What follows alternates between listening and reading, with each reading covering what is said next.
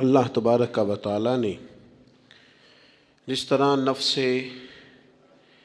انسانیت میں انسانوں کو برابر بنایا ہے، لیکن پھر انہیں درجوں میں فضیلت عطا کی ہے۔ کسی کو اللہ نے حافظ بنایا، قاری بنایا، عالم بنایا، ڈاکٹر بنایا، پھر اور درجات اللہ تعالیٰ نے نسبی لحاظ سے دیے۔ کوئی بڑا بھائی ہے، کوئی والد ہے، کوئی چچا ہے، کوئی دادا ہے۔ انسان ہونے میں، مومن ہونے میں برابر ہیں، لیکن اللہ تعالیٰ نے اپنے فضل سے بعض لوگوں کو درجوں میں بلندی عطا فرمائی۔ اسی طرح انبیاء کرام علیہم السلام بھی نفس نبوت میں برابر ہیں، نبی ہونے میں سب برابر ہیں، لیکن اللہ تعالیٰ نے درجوں میں بلندی عطا فرمائی۔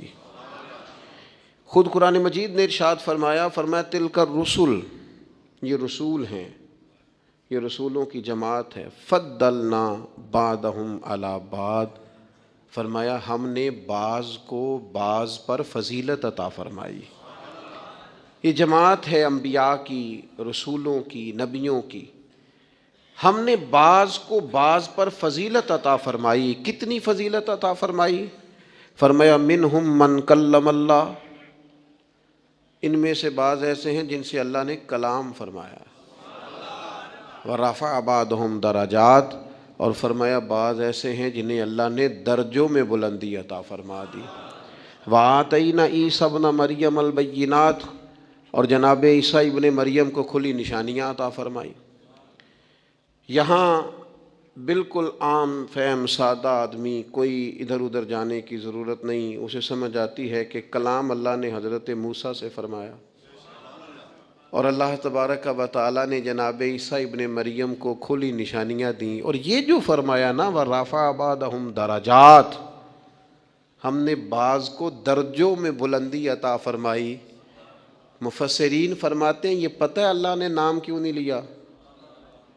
اللہ کو پتہ ہے جب میں کہوں نا میں نے بعض کو درجوں میں بلندی عطا کی تو سمجھ جائیں گے کس کی بات ہو رہی ہے، یہ بتانے کی ضرورت نہیں ہے۔ اور یہ بھی نہیں بتایا کہ کتنی بلندی دی، اس لیے کہ کوئی ایسا عدد ایجاد ہی نہیں ہوا جس سے مصطفیٰ کریم کے درجوں کی بلندی کو شمار کیا جائے۔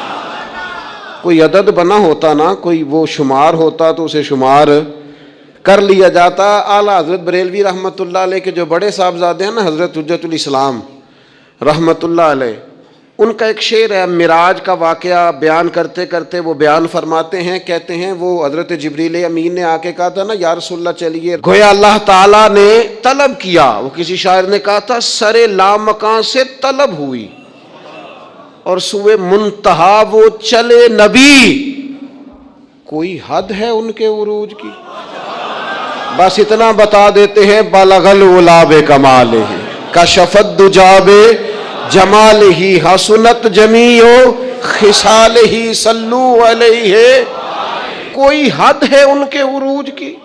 بس بلغ العلا تو حجت الاسلام رحمۃ اللہ تعالی علیہ فرماتے ہیں کہ حضور جا رہے ہیں، نہ بلانے والے نے نام لے کے کہا ہے کہ کون بلا رہا ہے، نام نہیں لیا، ذاتی نام نہیں لیا، صفت سے بات کی، اور نہ یہ کہا میں نے کس کو بلایا، کتنا کہا سبحان الذی اسریٰ بعبدہ، پاک ہے وہ ذات۔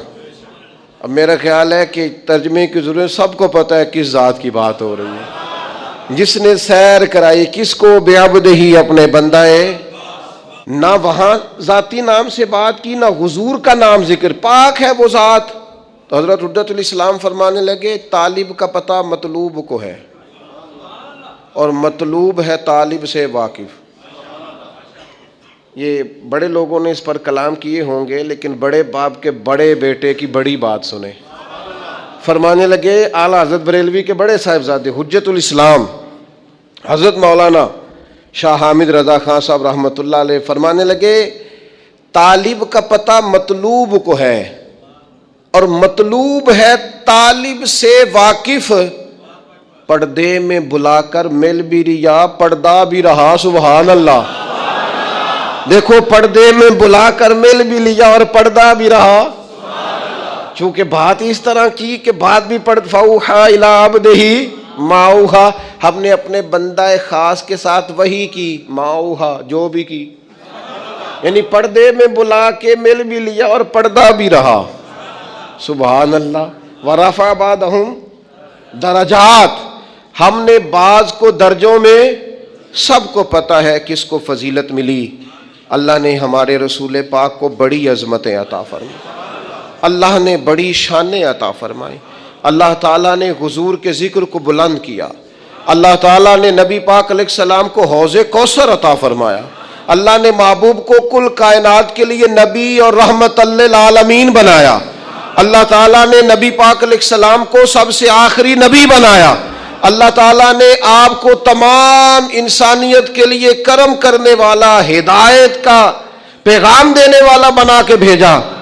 اللہ تعالیٰ نے حضور کو گواہ بنایا، بشیر بنایا، نذیر بنایا، اور فرمایا وَلَسَوْفَ يُؤْتِيكَ رَبُّكَ فَتَرْضَىٰ، آپ کا رب آپ کی رضا چاہتا ہے. اللہ نے حضور کو قرآن دیا، اللہ نے محبوب کو صدیق اکبر دیے، عمر فاروق دیے، عثمان غنی دیے، مولا علی دیے، حسنین کریمین عطا فرمائے. یہ سارے اللہ تعالیٰ نے اپنے محبوب علیہ الصلاۃ والسلام کی خدمت کے لیے، غلامی کے لیے عطا کیے. اللہ تعالیٰ نے رسول پاک کے دین کو پچھلے تمام دینوں کا ناسخ بنایا. اب کسی دین پر عمل نہیں ہوگا، قیامت تک سکہ مدینے والے رسول کا چلے گا. اللہ تعالیٰ نے رسول پاک علیہ السلام کو حبیب بنایا. اللہ نے محبوب کو نبیوں کا امام بنایا، کائنات کا سردار بنایا. کیا خوب کہا تھا چراغ گولرا نے، کہنے لگے ممکن نہیں مدح شاہ خدا. گیلانی پیر نے خوب کہا کتھے مہر علی کتھے تیری ثنا. ممکن نہیں مدح شاہ خدا. زندگیاں ختم ہوئیں اور قلم ٹوٹ گئے، بس تیرے اوصاف کا ایک باب بھی پورا نہ ہوا. کہنے لگے بس رکھ دیا قلم، چھوڑ دیا بات. ممکن نہیں مدح شاہ خدا. یہ وہ لوگ کہہ رہے ہیں جن کی ساری زندگی نعتوں میں گزری ہے. کہتے ہیں ممکن نہیں مدح شاہ خدا. تو بھئی آپ کس سے مستعار لے کے بات ختم کرنے لگے ہیں؟ تو کہنے لگے پیر میر علی شاہ صاحب سے، پیر گولڑوی سے، امام المسلمین سے. ممکن نہیں مدح شاہ خدا. بس گیلانی پیر نے خوب کہا کتھے مہر علی کتھے تیری ثنا. یہ مشتاق اکھیں کتھے جاڑیاں، بس مکھ چند بدر شاشانی ہے، متھے چمک دی لاٹ نورانی ہے، وہ دی کالی زلف تے اکھ مستانی. مخمور اکھیں کتھے. نبی اکرم صلی اللہ تعالی علیہ وسلم کی عظمتیں، میں اللہ میں فرقہ واریوں سے بچائے، لیکن ایک دکھ ہے نا، وہ بھی بیان کر لینے دو. خوگر حمد سے تھوڑا سا گلہ بھی سن لے. اور میرے عزیزو، جس طرح توحید قرآن پاک کا مستقل عنوان ہے، جس طرح عقیدہ آخرت قرآن مجید کا مستقل عنوان ہے، جس طرح اخلاقیات قرآن مجید کا مستقل عنوان ہے، جس طرح دین کی سربلندی کے لیے جد و جہد کرنا، جہاد کرنا قرآن کا مستقل عنوان ہے، جس طرح معاشرت، ماں باپ کے، بہن بھائیوں کے، بیوی بچوں کے، رشتہ داروں کے حقوق قرآن پاک کا مستقل عنوان ہے، اس طرح شان مصطفیٰ بھی قرآن مجید کا مستقل عنوان ہے. سارے عنوان بیان کرتے ہو، مانتے ہو، تذکرہ کرتے ہو. کیا وجہ آتی ہے جب عظمت رسالت مآب کی بات چھڑتی ہے تو بحث چھڑ دیتے ہو؟ فاضل بریلوی کہنے لگے کھائے تجھ کو تپے سکر، تیرے دل میں کس سے بخار ہے؟ کس سے تیرے دل میں بخار چڑھ گیا ہے کہ ہر شے تو مانتا ہے، اور عظمت رسالت مآب کی بات آتی ہے تو بحثیں کرتا ہے؟ عقیدہ وہی اچھا ہے جو جناب صدیق اکبر کا ہے. کسی نے آ کے کہا تھا ابو بکر اگر کوئی کہے میں راتوں رات گیا ہوں اور راتوں رات آیا ہوں اور 18,000 سال کا گویا میں منظر دیکھ آیا ہوں، اور اتنی بات تو نص سے ہے نا، لیلم من المسجد الحرام الی المسجد الاقصی، رات کے تھوڑے سے حصے میں مسجد حرام سے مسجد اقصی، یہاں تک بھی کوئی جا نہیں سکتا، ممکن نہیں. کوئی کہے تو مانتے ہو؟ تو میں نہیں. تو کہا آپ کے محبوب نے کہا ہے؟ تو فرمانے لگے انہوں نے کہا ہے تو بالکل ٹھیک کہا ہے. کہا بھی تو آپ نے کہا تھا کہ کوئی کہے تو میں نہیں مانتا، کہنے لگے چلا آیا ہو کوئی ہے، تم نے تو کوئی کی بات کی تھا، باقیوں کا حکم اور ہے اور محبوب کی بات اور ہے، ان کے تذکرے اور ہیں، ان کا فرمانا اور ہے، ان کا کہہ دینا کچھ اور ہے۔ میں نے تو کہا تھا کوئی کہے تو نہیں مانتا، اور وہ جو کہے اور جس وقت کہے اور جس حال میں کہے اور جس رنگ میں کہے، سانو قید سجن دا گہنا ہے، او جنج رکھے اونج رہنا ہے۔ وہ جیسے کہے، جس وقت کہے، جس ٹائم کہے، بات ختم ہو گئی۔ میرے عزیز پتہ نہیں کیا الجھاؤ پیدا ہو جاتا ہے۔ بالکل وہ میں رات پڑھ رہا تھا، ایک صاحب نے لکھا ہے نبی پاک نا خواب میں گئے تھے۔ یہ تو خیر بڑی دفعہ ہی میں نے بیان کیا ہے، اور ہر سال کوئی نہ کوئی نیا شوشہ چھوڑتا ہے۔ حضور کو معراج، میں تو انو آکھاں کہ راتی میں خواب دیکھیے کہ میں پاکستان دا صدر بن گیا، تو انو اعتراض ہے کوئی؟ تو سا کہنا جی خواب وچ پاویں ساری دنیا دے بن جو، سانو کوئی اعتراض ہے؟ لیکن آپ جاگتی آنکھوں سے یہ بات کہیں گے نا، اگر کہ میں صدر پاکستان ہوں، تو لوگ کہیں گے جناب آپ سیانے بیانے بندے کیا بات کر رہے ہیں، یہ آپ مطلب کس جگہ بیٹھ کے کیا بول رہے ہیں؟ سوئے سوئے تو جو کوئی مرضی کہہ دے۔ اگر حضور فرماتے نا میں خواب میں گیا ہوں، تو ابو جہل کو کوئی اعتراض تھا اس بات پر؟ ابو لہب کو، عتبہ اتیبہ شیبہ کو؟ وہ تو اس لیے پریشان ہوئے تھے کہ حضور نے فرمایا میں گیا ہوں، میں گیا ہوں اور میں آیا ہوں۔ ان کی تو پریشانی تب بنی تھی جب حضور نے فرمایا مجھے اللہ نے عروج دیا ہے، وہ تو الجھے ہی تب تھے۔ رسول پاک صلی اللہ تعالی علیہ وسلم کو اللہ نے سیر کرائی۔ یہ جو معجزہ ہوتا ہے نا، معجزہ، اللہ کی قدرت، معجزہ، کرامت، بس ایک تھوڑی دیر روک کے نا، تھوڑی خشک بات ہے پر آپ نے سمجھنی ضرور ہے۔ ایک لفظ قرآن مجید نے کہا آیت، آیت ہوتی ہے اللہ کی نشانی۔ جب کوئی کام اللہ کی قدرت سے ہوتا ہے تو اس کو آیت کہتے ہیں، اور وہی کام اگر نبی سے ظہور پذیر ہو تو معجزہ ہے۔ وہ ظہور پذیر اللہ کی قدرت سے ہی ہوا ہے، اللہ کے چاہنے سے ہوا ہے۔ وہ بغیر کسی ذریعے سے ہو تو قدرت الہی ہے، پیغمبر سے ہو تو وہ معجزہ ہے، ولی سے ہو تو وہ کرامت ہے ہر جگہ اللہ کی قدرت ہی۔ جو نبی کے ہاتھ پہ معجزہ صادر ہو رہا ہے وہ بھی تو اللہ کی عطا ہی ہے نا، جو ولی کے ہاتھ سے ہو رہا ہے وہ بھی۔ یہ کرامت کہتے ہیں جی ولی نے کر دیا، بھئی ہوا ولی کے ہاتھ سے ہے لیکن قدرت کس کی ہے؟ اللہ کی۔ وہ ہمارے سلطان الواعظین رحمۃ اللہ علیہ اس طرح سمجھایا کرتے تھے، فرماتے تھے ہے دودھ ہی، لیکن اگر اسے جاگ لگا کے نا لسی کے ساتھ جما لو تو دہی بن گیا، اور اگر رڑک لو نا تو لسی بن گئی، اور اگر اوپر سے تھوڑا سا اتار لو تو مکھن بن گیا، اور مکھن کو گرم کر لو تو اصل میں کیا ہے؟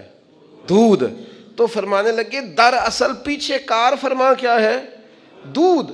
کہتے ہیں آپ کو بندہ کہتے ہیں نا جی میں دودھ کا تو اقرار کرتا ہوں، مکھن کو نہیں مانتا، میں دودھ کا تو اقرار کرتا ہوں، لسی کو نہیں، میں دودھ کا اقرار کرتا ہوں پر میں نا گھی کو نہیں مانتا، تو اس بیوقوف کو کہا جائے گا لسی کا انکار بھی دودھ کا ہی انکار ہے، اسے کہا جائے گا مکھن کا انکار بھی دودھ کا ہی انکار ہے، اسے کہا جائے گا یہ جو تو انکار کر رہا ہے نا گھی کا، یہ بھی دراصل انکار۔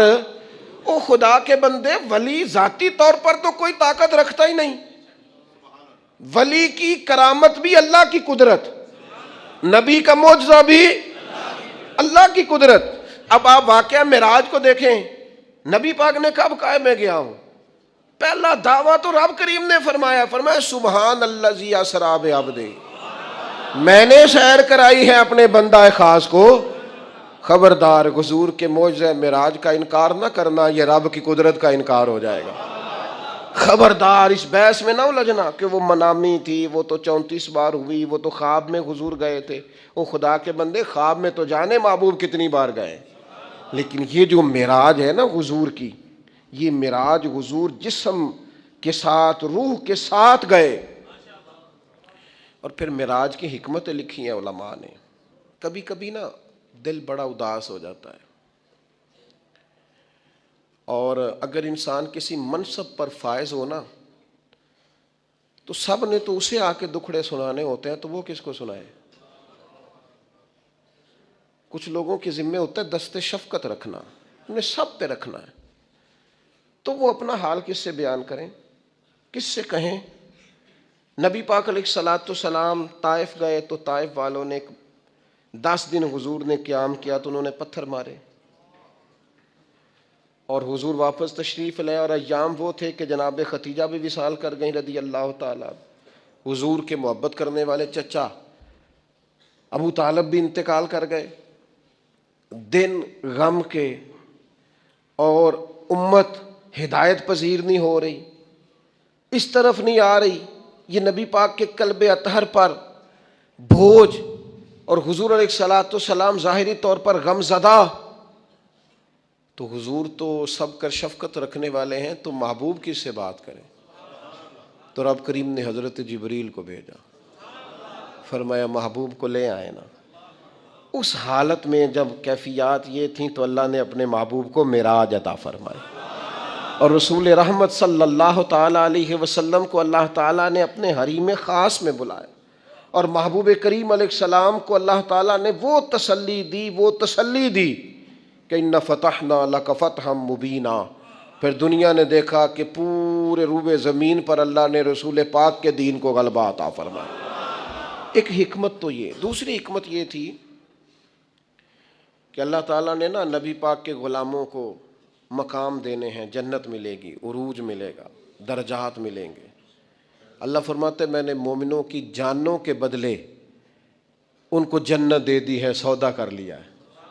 تو وہ جو محبوب پاک نے غلاموں کی جانیں وہاں دے کے اللہ تعالیٰ سے ان کے لیے جنت لی تھی نا، فرمایا لِنُرِيَهُ مِنْ آيَاتِنَا، محبوب ذرا میری نشانیاں دیکھ جائے نا، تو حضور پھر دیکھ کے آئے اور آ کے بتایا، فرمایا عمر میں نے تیرا گھر دیکھا ہے جنت میں، یہ اس عمر کا گھر دیکھا ہے جنہوں نے زندگی ساری زمین پہ سو کے گزاری، میں آپ کا گھر دیکھ کے آیا ہوں جنت میں، اور دروازے پہ حور بھی بیٹھی تھی۔ حضور فرماتے میرا دل کرتا تھا میرے عمر کا مکان ہے اور بڑا شاندار ہے، میں اندر سے دیکھوں، پھر میرے دل میں خیال آیا کہ عمر غیور آدمی ہے، کہے گا محبوب کا اپنا ہی بنایا ہوا قانون ہے، جس کے گھر جاؤ اس کی اجازت سے جاؤ۔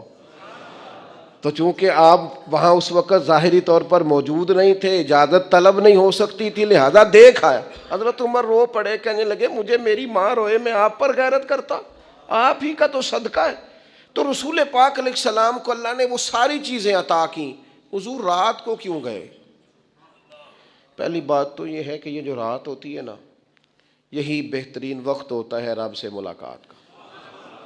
والذین یبیتون لربہم سجدا وقیاما، اللہ کے بندے راتیں سجدوں میں اور قیام میں گزارتے ہیں۔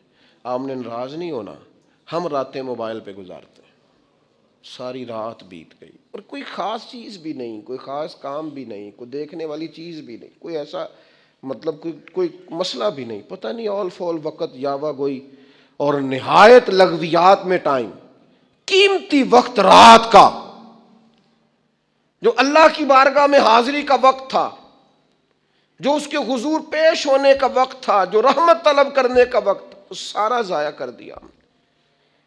ہمارے استاد صاحب فرمایا کرتے تھے رات کو پڑھا کرو، سکون ہوتا ہے، بندہ اطمینان سے پڑھ سکتا ہے، مطالعہ ہوتا ہے۔ کون پڑھے؟ اب تو دینی طلباء کے پاس بھی اللہ ماشاء اللہ وہ ذوق نہیں ہے کہ وہ کتاب کی طرف رجوع کرے، مزاج نہیں رہا۔ میرے بھائی رات کا وقت اللہ سے ملاقات کا، لیلا من المسجد الحرام الی المسجد الاقصی، رات کے وقت حضور تشریف لے گئے۔ بڑی خوبصورت بات لکھی حضرت شیخ ابو نور رحمۃ اللہ علیہ نے، وہ فرمانے لگے حضور کا ہر صحابی چاہتا تھا میں اپنے رب کو ملوں۔ وَإِذَا سَأَلَكَ عِبَادِي عَنِّي فَإِنِّي قَرِيبٌ، تڑپ کے آئے نا صحابہ، ایک دن عرض کی یا رسول اللہ رب کو دیکھنے کو جی چاہتا ہے، اس سے ملنے کو جی چاہتا ہے۔ تو اللہ کریم نے فرمایا وَإِذَا سَأَلَكَ عِبَادِي عَنِّي فَإِنِّي قَرِيبٌ، محبوب جب آپ کے پاس آ کے میرے بندے میرے بارے میں پوچھیں تو آپ ان سے فرما دیں میں ان کے قریب ہی ہوں، جب دعا مانگیں گے میں قبول کروں۔ تو حضور علیہ السلام اگر غلاموں سے فرماتے میں جا رہا ہوں تو رب کی ملاقات کا شوق تو ہر جگہ تڑپتا تھا۔ شاید باقی بھی عرض گزار ہوتے حضور ہم نے بھی جانا ہے، اور جہاں جبریل امین نہیں جا سکے وہاں کوئی کیسے جاتا؟ وہ کئی دفعہ انسان نے کہیں جانا ہوتا ہے نا، بلا مثال و بلا تشبیہ، صرف ذہن میں بات اتارنے کے لیے مثال دیتا ہوں، جانا ہوتا ہے نا تو بچے بھی ضد کرتے ہیں میں نے بھی جانا ہے۔ اب بچوں کے جانے کی جگہ نہیں ہے، وہاں لے جایا نہیں جا سکتا، تو والد کیا کرتا ہے؟ ان کے سونے کا انتظار کرتا ہے، جو رات کو سو جائیں تو سوئے سوئے نکل جاتے ہیں۔ ہاں اتنا کام ضرور کرتا ہے کہ جب واپس آتا ہے تو ذرا تحفے لے کے آتا ہے، ذرا تحائف کے ساتھ آتا ہے تاکہ بچے راضی ہو جائیں۔ محبوب کریم جا رہے تھے، کریم اگر فرماتے میں جا رہا ہوں تو سب تڑپتے، سب، ذرا سا تو دل ہے مگر شوق اتنا، میں بھی وہی لن ترانی سنا چاہتا ہوں۔ سب خواہش کرتے لیکن سب سو رہے تھے، محبوب تشریف لے گئے، لیکن جب واپس آئے تو نماز کا تحفہ بھی لائے۔ السلام علینا وعلی عباد اللہ الصالحین، اللہ کے بندوں پر سلام کو بھی لائے، اور ساتھ فرمایا میرے رب نے وعدہ بھی فرمایا ہے کہ مجھے اللہ تعالیٰ شفاعت کا حق بھی عطا فرمائے گا۔ یہ سارے تحفے لے کر رسول پاک صلی اللہ علیہ وسلم واپس آئے۔ اور پھر تیسری بات، اللہ تعالیٰ نے جس زمانے میں بھی کسی نبی کو مبعوث فرمایا نا، زمانوں کے تقاضوں کے مطابق معجزے عطا فرمائے۔ آج ہمارا دینی لوگوں کا پتہ مسئلہ کیا ہے؟ ہم قوم کی زبان کو نہیں سمجھتے، لوگوں کے نظریات کو نہیں سمجھتے۔ وہ ڈاکٹر اقبال کہتے ہیں ایک شخص سخت بھوک لگی ہوئی تھی تو ایک مولانا اسے دین بتا رہے تھے۔ آپ دیکھیں نا، حضور مکہ سے صحابہ کو لے کے مدینہ طیبہ آئے ہیں نا، تو سب سے پہلے نبی پاک علیہ السلام نے ان کی رہائش کا بندوبست کرایا ہے، بھائی بھائی بنایا، روٹی کھائیں گے آرام سے سوئیں گے تو پھر دین کی بات ہوگی۔ ہم تقاضوں کو نہیں سمجھتے۔ اقبال کہتے ہیں کہ وہ بندے کو بھوک لگی تھی تو مولانا اسے دین بتا رہے تھے، تو اب وہ تڑپ رہا تھا کہ کھانا ملے، تو فرماتے میں نے کہا اسے پہلے روٹی کھلا لے، یہ کھانا کھا لے گا، اس کی طبیعت بحال ہو جائے گی، پھر تیری بات اس کی سمجھ میں جلدی آئے گی۔ اس کے شکم کی آگ کو تو روٹی چاہیے، اس کو پہلے کھانا دے۔ دینی ہم لوگ کیا کرتے ہیں، میں اپنی کمزوری بیان کر رہا ہوں، ہم بعض اوقات لوگوں کی سوجھ بوجھ کے اوپر کے مسائل چھیڑ دیتے ہیں، اس کا لازمی نتیجہ یہ نکلتا ہے کہ لوگ کہتے ہیں ہماری سمجھ میں بات نہیں آ رہی۔ تو میرے عزیز، جب آپ لوگوں کے شعور کے مطابق بات کریں گے، شعور کے مطابق، تو بات سمجھ میں آئے گی۔ رسول کریم صلی اللہ تعالیٰ علیہ وسلم کو اللہ تعالیٰ نے معراج عطا فرمائی، اس کی حکمتیں ہیں۔ نبی پاک صلی اللہ تعالیٰ علیہ وسلم مسجد اقصیٰ میں تشریف لے گئے، رسول پاک نے نبیوں کی امامت کروائی، نماز اقصیٰ میں تھا یہی سر، یا معانی ہو اول آخر، دست بستہ وہ سب پیچھے حاضر جو سلطنت پہلے کر گئے تھے۔ نبی کریم نے نبیوں کی امامت کرائی۔ ملت کے نوجوانوں،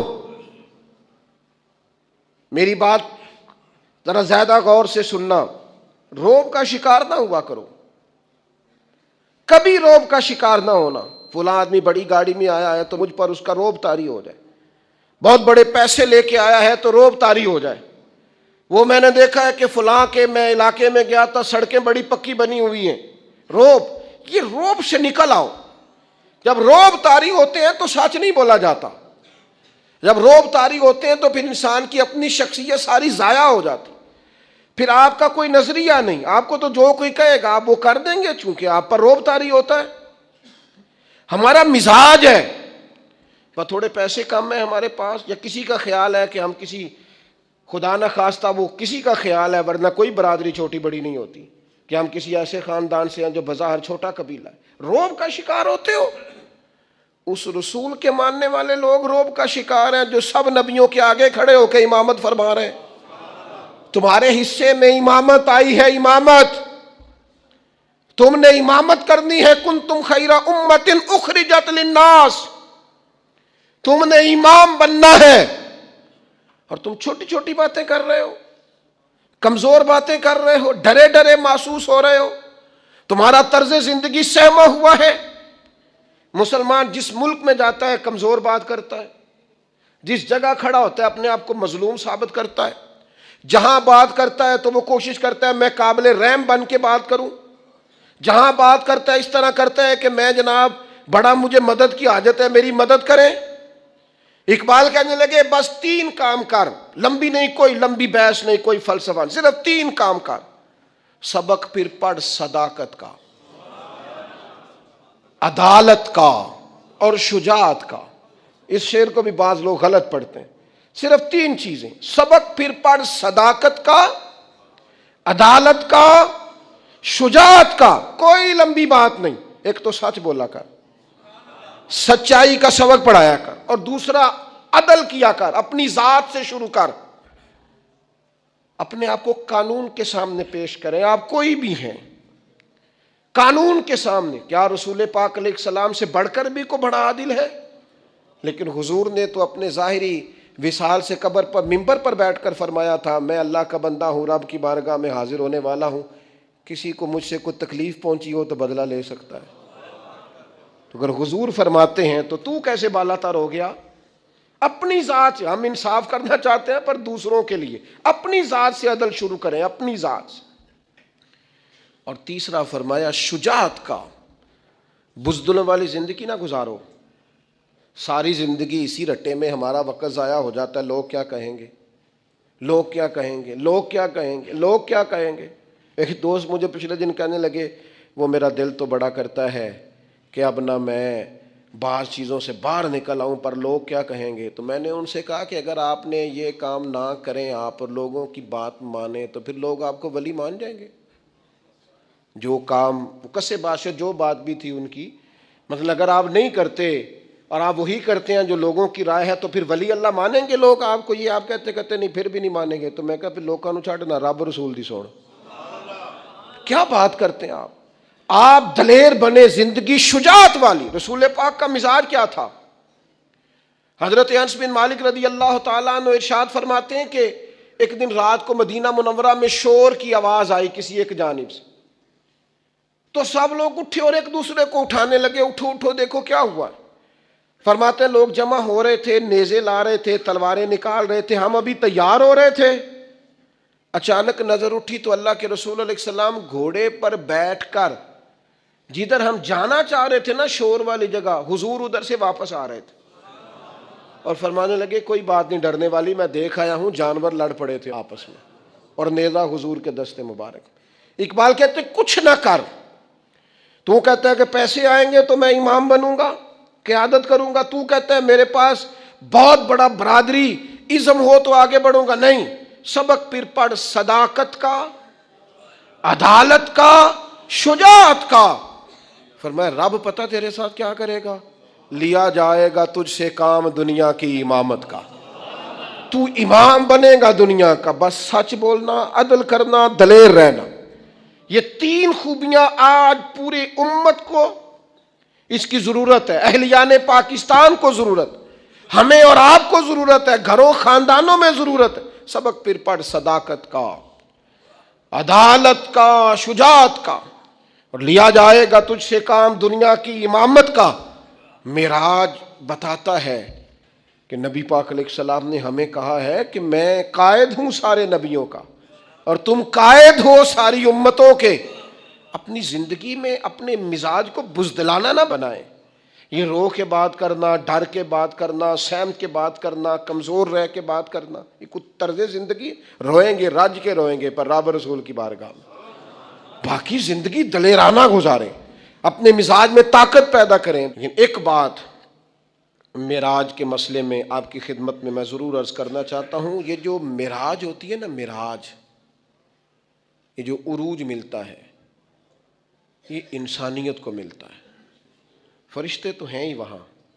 جو درجے بلند ہوتے ہیں نا، فرشتوں کو جو درجہ ہے وہ ان کا متعین ہو گیا ہے. یہ جو درجوں میں بلندی ہوتی ہے یہ مومنوں کی ہوتی ہے. یہ درجات میں بلندی صلحاء، اتقیاء، صوفیاء، شہداء اور انبیاء کی ہوتی. یہ روحانی ترقی اور یہ معراج کی طرف جانا یہ اللہ تعالیٰ نے مومنوں کا مقدر رکھا ہے. جس طرح اپنے مال میں روز ترقی کی جد و جہد کرتے ہو نا، اور صرف 4 سے 6 مہینے پتہ چل جائے دکان میری ٹھیک نہیں چل رہی، نفع نہیں دے رہی تو بند کر دیتے ہو. کہتے ہو میں اب نقصان میں جاؤں. اپنی روح پر غور کر، اپنے باطن پر توجہ دے. اگر تو خسارے میں جا رہا ہے تو واپس آ مصلی کی جانب. اگر تیرے باطن کے اندر میل کچیل جم گیا ہے تو کر سجدہ رج کے اپنے رب کو. اور اگر دل ڈھاڈا ہو گیا ہے تو پھر کوئی رات ڈھونڈ جس میں تو رو سکے اپنے مالک کے حضور. اگر روحانی طور پر سخت دل ہو گئے، خسارے میں چلے گئے، ترقی رک جائے گی. عروج ہو، تیری طبیعت میں عروج ہو. رسول پاک صلی اللہ تعالی علیہ وسلم نے حضرت حارثہ بن نعمان سے کہا تھا، یہ ان کا باطنی عروج تھا اور یہ شان ہے ان کے غلاموں کی. کیف اصبحت یا حارثہ، حارثہ آج صبح کیسے کی؟ عرض کی حضور اس حال میں صبح کی کہ میں پکا مومن ہوں، میرا ایمان مضبوط ہے. تو حضور فرمانے لگے اس کی دلیل کیا ہے؟ عرض کی حضور دلیل یہ ہے کہ اگر میں زمین پہ کھڑے ہو کے آنکھ کھولوں تو میری آنکھ خدا کے عرش تک جاتی ہے. کہو تو راز حیات کہہ دوں، حقیقت کائنات کہہ دوں، وہ بات کہہ دوں جو پتھروں کے دلوں کو بھی پاش پاش کر دے. میں کامل مومن ہوں اور میری آنکھ اللہ کے عرش تک جاتی ہے. حضور میں دیکھ رہا ہوں جنتی جنت میں جا رہے ہیں. یہ میرے ایمان نے مجھے لذت دی ہے، عروج دیا ہے، کمال دیا. تو حضور فرمانے لگے نہیں، جو اللہ کے راز ہیں وہ راز میں ہی رہنے دے. میرے بھائی، مومن اس کا تو ایک وقار ہوتا ہے، اس کی تو ایک شان ہوتی. کیا کہا نبی پاک نے؟ الدعاء صلاح المومن، دعا مومن کا ہتھیار ہے، یہ کافر کے پاس نہیں ہوتا. تیرے پاس ہتھیار ہے. ایمان کی صورت میں تجھے اللہ کا قرب دیا گیا. بیٹھ مصلی پہ، مانگ اپنے رب سے.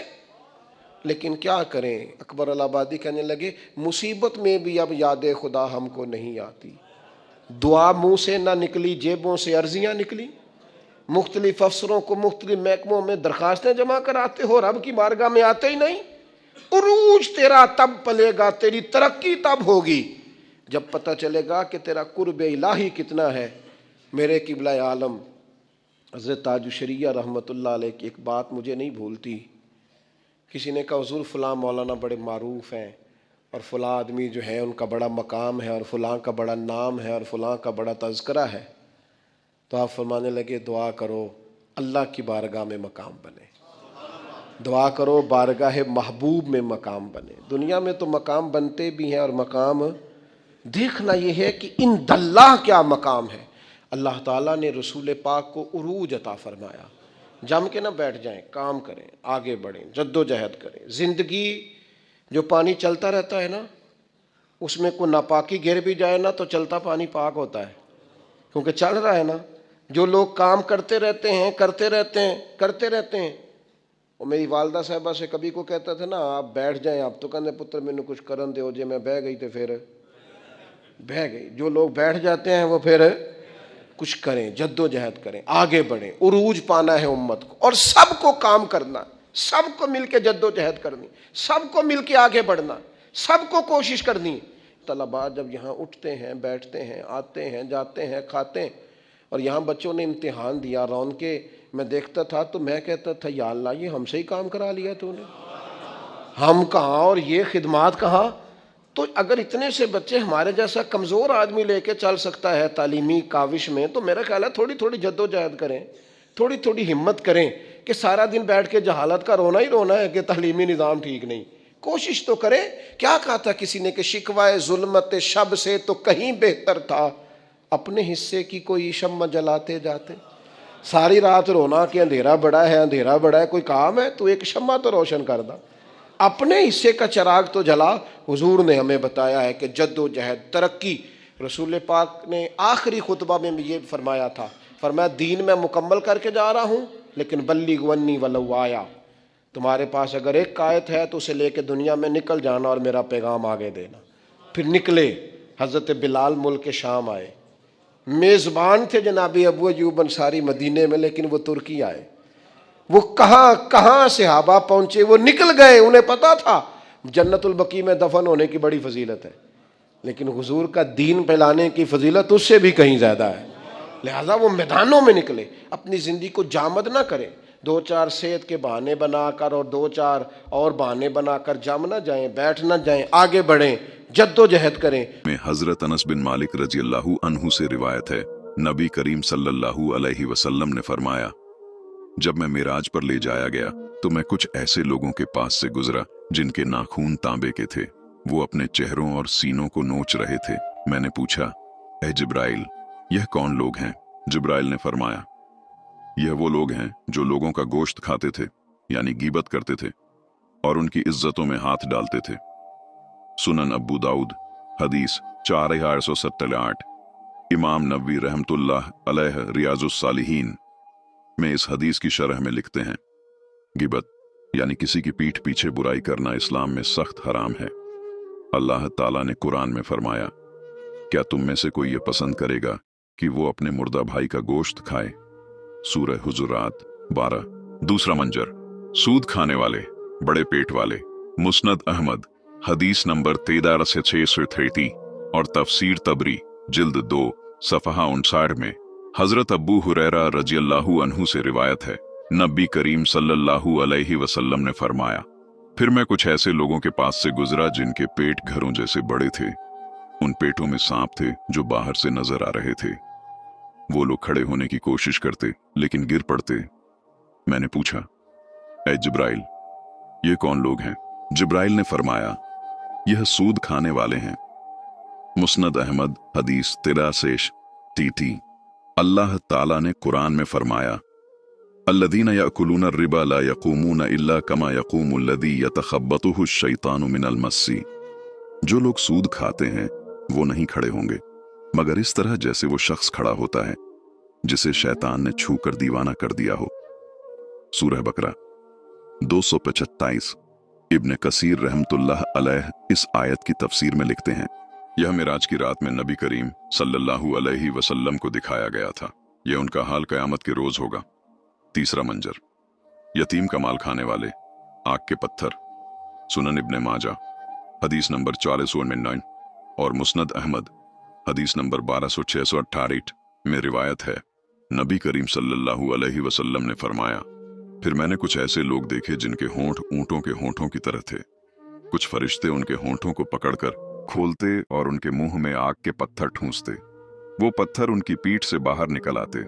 میں نے پوچھا، اے جبرائیل، یہ کون ہیں؟ جبرائیل نے فرمایا، یہ وہ لوگ ہیں جو یتیموں کا مال ناحق کھاتے ہیں۔ سنن ابن ماجہ حدیث 459۔ اللہ تعالیٰ نے قرآن میں فرمایا، ان الذین یأکلون اموال الیتامی ظلما انما یأکلون فی بطونہم نارا وسیصلون سعیرا۔ بے شک جو لوگ یتیموں کا مال ناحق کھاتے ہیں وہ اپنے پیٹ میں آگ بھرتے ہیں اور جلد ہی بھڑکتی آگ میں جائیں گے۔ سورہ نساء 10۔ چوتھا منظر، فتنہ پھیلانے والے خطیب، زبان کاٹنے والے۔ مسند احمد حدیث نمبر 1333 میں روایت ہے، نبی کریم صلی اللہ علیہ وسلم نے فرمایا، پھر میں ایسے لوگوں کے پاس سے گزرا جن کی زبانیں اور ہونٹ آگ کی کینچیوں سے کاٹے جا رہے تھے۔ میں نے پوچھا، یہ کون ہیں؟ جبرائیل نے فرمایا، یہ آپ کی امت کے خطیب ہیں جو لوگوں کو نیکی کا حکم دیتے ہیں لیکن خود بھول جاتے ہیں، اور اللہ کی کتاب پڑھتے ہیں لیکن اس پر عمل نہیں کرتے۔ مالک رضی اللہ عنہ فرماتے ہیں، نبی کریم صلی اللہ علیہ وسلم نے فرمایا، پھر مجھے سدرۃ المنتہا تک لے جایا گیا۔ یہ ایک بیری کا درخت ہے۔ سدرۃ المنتہا کی تفصیل صحیح مسلم حدیث نمبر 143 میں آگے آتا ہے، اس کے پتے ہاتھی کے کانوں جیسے تھے اور اس کے پھل مٹکے جیسے بڑے تھے۔ مسند احمد حدیث نمبر 713 میں حضرت ابن مسعود رضی اللہ عنہ کی روایت میں ہے، اس وقت سدرۃ المنتہا کو جو چیزیں ڈھانپ رہی تھیں ان میں اللہ کی مخلوق میں سے سنہری تتلیاں تھیں۔ اللہ تعالیٰ نے قرآن میں فرمایا، عند سدرۃ المنتہا عندہا جنت المأوی اذ یغشی السدرۃ ما یغشی۔ سدرۃ المنتہا کے پاس، جس کے پاس جنت المأوی ہے، جب سدرے کو وہ چیز ڈھانپ رہی تھی جو ڈھانپ رہی تھی۔ سورہ نجم 14-16۔ ابن کثیر رحمت اللہ علیہ تفسیر میں لکھتے ہیں، سدرۃ المنتہا یعنی انتہا والی بیری، اسے یہ نام اس لیے دیا گیا کیونکہ وہاں تمام چیزوں کی انتہا ہو جاتی ہے، نہ کوئی فرشتہ اس سے اوپر جا سکتا ہے، نہ کوئی نبی۔ सिर्फ नबी करीम सल्लल्लाहु अलैहि वसल्लम को यह शरफ दिया गया कि उन्हें आगे ले जाया गया। जिब्राइल का रुकना। दोस्ती की आखिरी हद मुस्नद अहमद हदीस नंबर 3344 और बहकी की दलाइलुन नबूवत जिल्द 2 सफ़हा 321 में है। नबी करीम सल्लल्लाहु अलैहि वसल्लम ने फरमाया, जब हम सिदरतुल मुंतहा पर पहुंचे तो जिब्राइल रुक गए। मैंने कहा, ए जिब्राइल, ऐसे वक्त में दोस्त दोस्त को छोड़ देता है? जिब्राइल ने कहा, या रसूल अल्लाह, मेरी हद यहीं तक है। अगर मैं यहां से एक उंगल बराबर भी आगे बढ़ा तो मैं जल जाऊंगा। अल्लाह के नूर की तजल्ली से मेरे पर जल कर राख हो जाएंगे। आगे का सफर आप अकेले तय करें। बहकी दलाइलुन नबूवत जिल्द 2 सफ़हा 341। इमाम नबवी रहमतुल्लाह अलैह शरह सहीह मुस्लिम में लिखते हैं, यह मकाम सिर्फ नबी करीम सल्लल्लाहु अलैहि वसल्लम के लिए खास था। जिब्राइल अलैहिस्सलाम जो अल्लाह के मुकर्रब फरिश्तों में से हैं, उन्हें भी आगे जाने की इजाजत नहीं थी। रफ आखिरी सवारी मुस्नद अहमद हदीस नंबर 1969 और तबरानी हदीस नंबर 1968 में है।